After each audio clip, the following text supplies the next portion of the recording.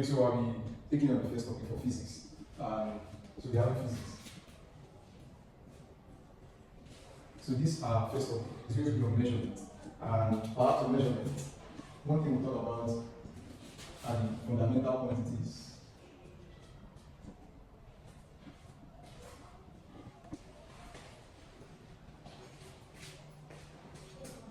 So in measurement, we talk about the fundamental quantities and units, as well as also we talk about the derived quantity and unit.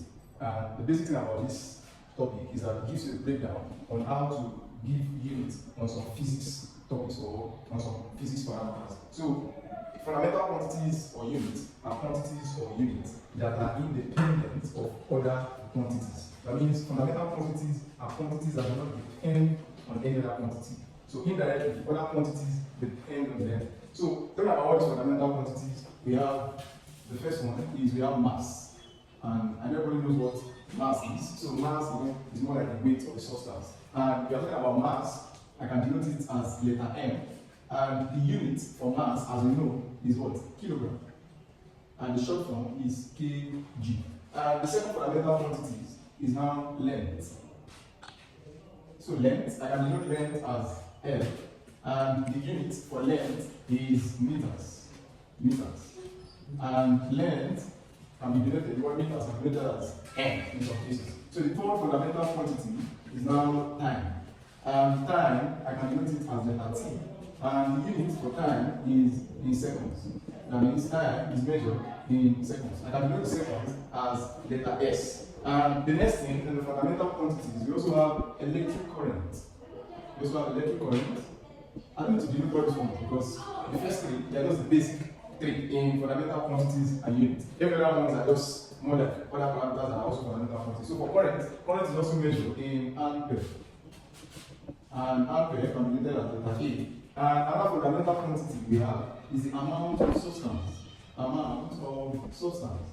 And this amount of substance, the unit is in mole.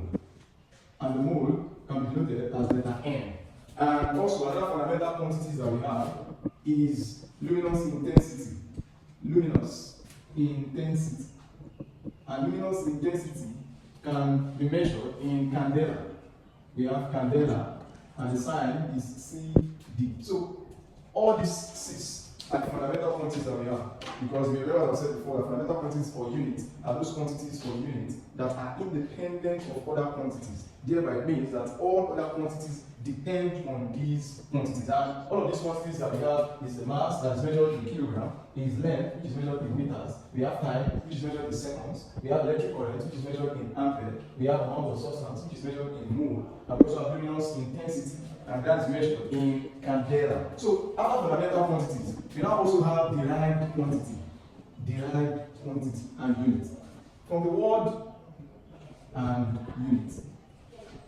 From the word derived means to get something from. So derived quantities and units, then we can define them as those quantities or units that depend on fundamental quantity. That means we get these quantities from the fundamental quantities. They are all units that derive from the fundamental quantities. An example of these derived quantities, let's say the derived quantity, then maybe I'll put here the units, the derived quantities and the units. So the first one, let's say we have area.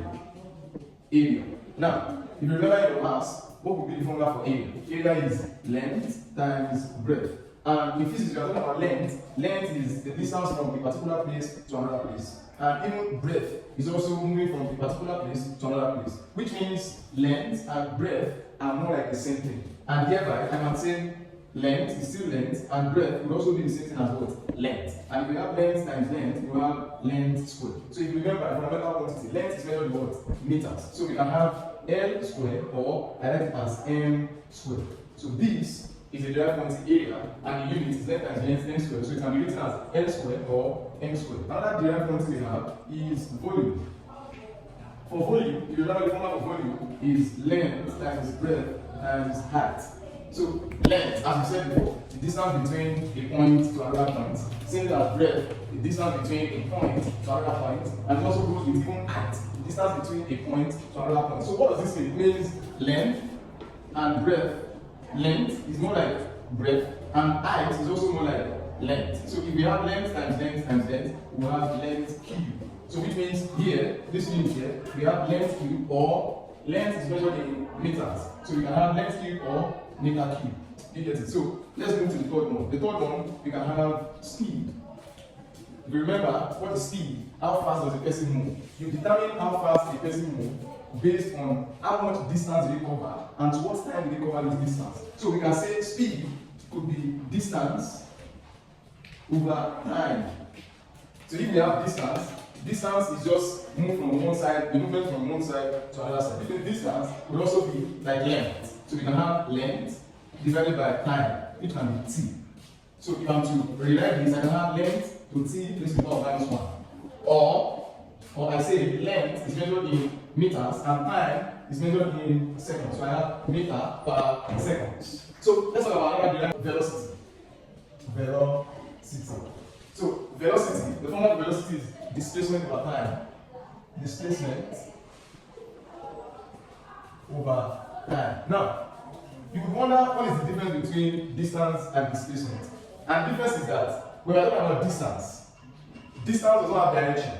I can move at any distance. So regardless of the direction at which I move.